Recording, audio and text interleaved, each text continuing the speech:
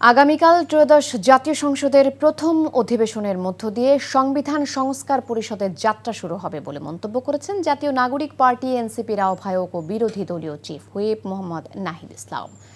পুরনো রাষ্ট্রপতিকে সরিয়ে নতুন রাষ্ট্রপতি নির্বাচনের আয়োজন শুরু হবে বলেও আশা করেন তিনি। রংপুরে এনসিপির ইফতার ও দোয়া মাহফিলে প্রধান অতিথি হিসেবে উপস্থিত ছিলেন তিনি। বক্তব্য রাখেন এনসিপির কেন্দ্রীয় নেতারাও। দেশকে দুর্নীতি, ঋণখেলাপি, চাঁদাবাজ, সন্ত্রাসমুক্ত করার প্রত্যয় ব্যক্ত করেন তারা।